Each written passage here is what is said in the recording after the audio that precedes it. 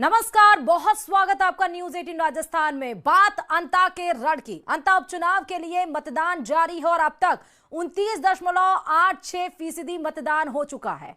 अब तक 68,170 मतदाताओं ने वोट डाले हैं।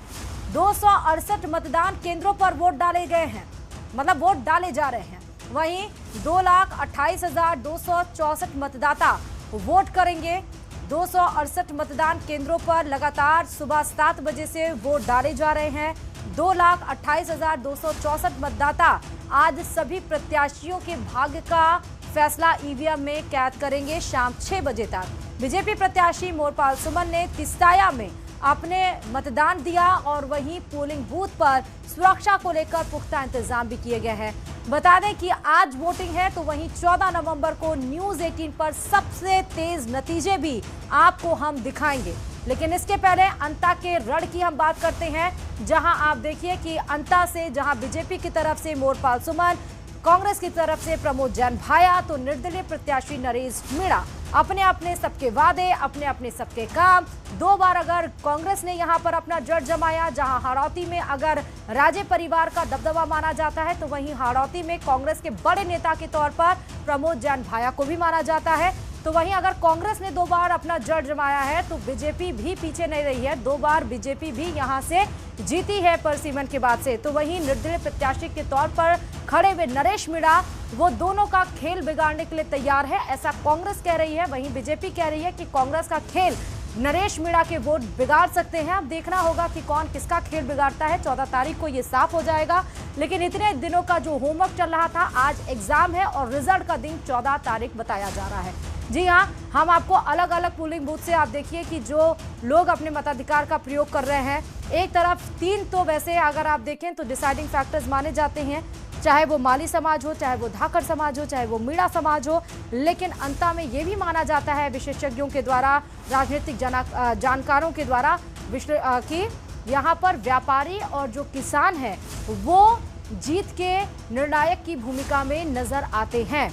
और इसमें कोई दो राय नहीं है, सबको ही पता है कि बीजेपी का जो वोट बैंक है वो सवर्ण होता है। लेकिन इस बार नरेश मीणा की एंट्री की वजह से यहाँ पर दोनों के ही जो सांसें हैं आप कह सकते हैं, वो दोनों ही पार्टियां, सांसें नहीं, दोनों ही पार्टियां थोड़ी से परेशान नजर। इसलिए आपने देखा कि 6 तारीख को अगर बीजेपी ने धुआंधार प्रचार किया, रोड शो किया, तो 6 तारीख को कांग्रेस ने भी धुआंधार प्रचार किया। सचिन पायलट यहां रोड शो करते हुए नजर आए। 9 तारीख को अगर बीजेपी ने यहां पर धुआंधार प्रचार किया, रोड शो किया आखिरी दिन, तो वहीं कांग्रेस भी पीछे नजर नहीं आई। देखिए, ज्यादा और जानकारी के साथ हमारे सहयोगी आसिफ जुड़े हुए हैं, लेकिन इस पर हम चर्चा भी करेंगे। हमारे साथ सुरेश गर्ग जी, जो कि प्रवक्ता बीजेपी है, बहुत स्वागत है आपका सुरेश जी। राजेंद्र आर्य, प्रवक्ता कांग्रेस, आपका भी बहुत स्वागत है। लेकिन सबसे पहले रिएक्शन हम आसिफ से लेते हैं। आसिफ, पोलिंग बूथों पर अभी तक 25% लगभग वोटिंग कास्ट हो चुका है। अभी क्या हाल है? अभी क्या जनसंख्या बढ़ रही है? श्रुति, अभी 11 बजे तक का जो मतदान प्रतिशत जारी हुआ है वो 28.74% मतदान अब तक हो चुका है। यानी अगर कहा जाए कि 12 बजे अगर ये मतदान है, तो आप ये कह सकते हैं कि मतदान की गति जो है वो अभी धीमी चल रही है। यानी आधा दिन गुजर चुका है और अभी 50% भी जो है वो मतदान नहीं पहुंचा है। हम जो अंता कस्बा है, जहां से हम पहले मतदान केंद्र दिखा रहे थे, उससे 25 किलोमीटर दूर एक बहुत मतदान केंद्र है, वहां पर पहुंचे। आप देख सकते हैं वही धीमा मतदान, वही जो है एक आप देखेंगे कि मेरे पीछे तस्वीरों के अंदर अब जो है पुरुषों की बजाय महिलाओं की तादाद जो है वो ज्यादा बढ़ने लगी है, महिलाएं ज्यादा पहुंचने लगी हैं। इस बहुत मतदान केंद्र के ऊपर जो है आपको ज्यादातर जो है अब इस समय महिलाएं नजर आएंगी और एक इसे भी आदर्श मतदान केंद्र के तौर पर देखा जा रहा है। यहाँ पर जो है वो इक्का दुक्का घटनाओं को छोड़कर श्रुति, जहां पर हम 109 बूथ नंबर पर खड़े थे, वहां पर मशीन खराब होने से लेकर और एक गांव के अंदर मतदान का बहिष्कार करने से लेकर अब तक कोई बड़ी जो है वो घटना सामने नहीं आई है। शांतिपूर्ण तरीके से मतदान जो है वो यहाँ पर चल रहा है और तमाम महिलाएं अपने घरों के काम से फारिग होकर अब जो है वो धीरे धीरे मतदान यहाँ पर कर रही हैं। हमारे साथ जो है कुछ महिलाएं भी, उनसे भी बात करने की कोशिश आसिफ आप बात करिएगा, लेकिन एक बार आप किस मतदान केंद्र पर हैं, जरा एक बार नाम फिर से किन स्पष्ट मुद्दों को बताइएगा। लेकर आप वोट कर रही हैं? ये बहुत मतदान केंद्र, इसका नाम है बहुत जी, ओके। इसे ये अंता से जी ये 25 किलोमीटर दूर है। काफी सारी महिलाएं हैं जो है वो मतदान करने के लिए यहाँ पर पहुंची है। माता जी, मतदान कर दिया या करेंगी अभी? क्या आपके मुद्दे, क्या चाहते हैं आप? जो नया विधायक चुन के आए वो क्या करना चाहिए आपके बोहत के लिए? सभी करने चाहिए। क्या क्या काम? रोड खुद रहे हो हाँ, और मोटर कोई ना पानी की, हाँ। सभी होनी चाहिए। पानी की समस्या भी है, हाँ, सड़क की भी है। सड़क की भी है। आपने बोला आप जो आपसे वोट मांगने आए थे कि हमें जो है वो पानी, हाँ, पर बहुत भैया से बोली, क्या कहा उन्होंने? कब बनाएंगे? ये कुछ महिलाएं हैं, वही श्रुति जो हम सुबह से बात कर रहे हैं, यही कहना है उनका कि जो सड़क है, पानी है, ये बड़ी समस्या है। और जितना हम घूमे हैं श्रुति, मैं बताऊं कि सुबह से मैं अलग अलग मतदान केंद्रों पे गया हूं, और सबसे बुरी समस्या अगर मैं कहूं यहाँ पर सड़कों को लेकर है, वाकई बहुत ज्यादा है।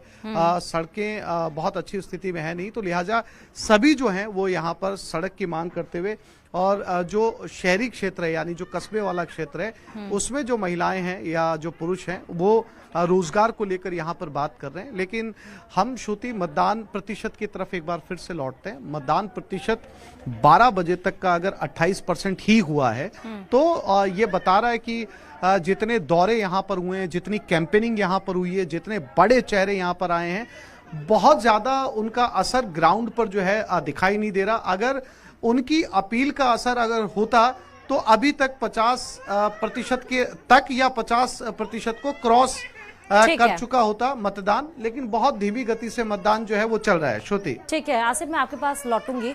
राजेंद्र आर्या जी और हमारे साथ सुरेश गर्ग जी जुड़े हुए हैं। सुरेश गर्ग जी, कमललाल मीणा आपसे ही थे, आपकी ही पार्टी से थे, वो रहे यहाँ पर, हालांकि विधायकी उनकी निरस्त हुई 20 साल मामले में, खैर उसको छोड़िए, लेकिन यहाँ पर देखिए स्थानीय मुद्दे ही हैं, सड़क, पानी, बिजली और शमशान घाट।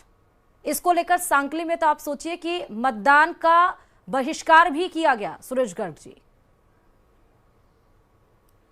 देखिए, निश्चित रूप से स्थानीय मुद्दे ही चुनाव के अंदर होते हैं, विधानसभा के चुनाव में। अब मैं आपको बता देता हूं कि हमारे कार्यकाल में 22 महीने के कार्यकाल के अंदर क्या क्या काम हुए। 174 करोड़ रुपए की 41 किलोमीटर की मांगरोल 12 सड़क का निर्माण हुआ। 65 करोड़ रुपए की अंता से सीस वाली तिराहे तक 4 लेन सड़क का निर्माण हुआ। रेलवे ओवरब्रिज बना। 15 करोड़ रुपए की लागत से मरू से लालकोटी सड़क का निर्माण हुआ।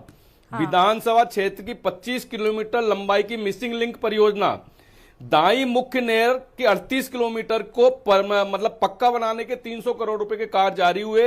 ईआरसीपी के तहत 26,000 करोड़ रुपए के टेंडर जारी हुए। तो आप बताइए कि हमने क्या काम किया और पिछले 5 साल तक क्या काम हुआ, क्योंकि वहां तो लोकल 2023 से पहले तो वहां लोकल जो विधायक थे वो तो मंत्री थे, लेकिन उस मंत्री के ऊपर आरोप क्या थे? भाया रे भाया खूब खाया, भ्रष्टाचार के आरोप, अनगिनत भ्रष्टाचार के आरोप। भारतीय जनता पार्टी ने, इनके खुद के स्थानीय विधायक भरत सिंह जी के ने खुद ने आरोप लगाया कि इन्होंने खनन मंत्रालय के अंदर भयंकर भ्रष्टाचार। तो आज हमारा एक स्वच्छ छवि वाला कैंडिडेट और एक भ्रष्टाचारी कैंडिडेट के बीच में चुनाव है, एक धनबल वाले कैंडिडेट और एक जनमन वाले कैंडिडेट के बीच में चुनाव है। जनता जनमन वाले कैंडिडेट है, उसके ऊपर आशीर्वाद देगी। निश्चित रूप से भारतीय जनता पार्टी का कैंडिडेट वहां से जीत के आया। राजेंद्र आर्या जी, सुरेश गर्ग ने एक पूरी फहरिस्त अपनी गिना दी कि क्या क्या उन्होंने कार्य किए हैं, लेकिन आपके ऊपर तो भ्रष्टाचार का आरोप लग रहा है। ऐसे कैंडिडेट को क्यों खड़ा किया? देखिए श्रुति जी, प्रमोद जैन भैया जी की एक विकास पुरुष की छवि है अंता और 12 विधानसभा क्षेत्र में, और वो पूरे हाड़ौती के बड़े नेता हैं। लेकिन इनके हाड़ौती के अंदर वसुंधरा जी के और ओम बिरला जी के बीच में जो अदावत है या जो खींचतान है वो जग जाहिर है।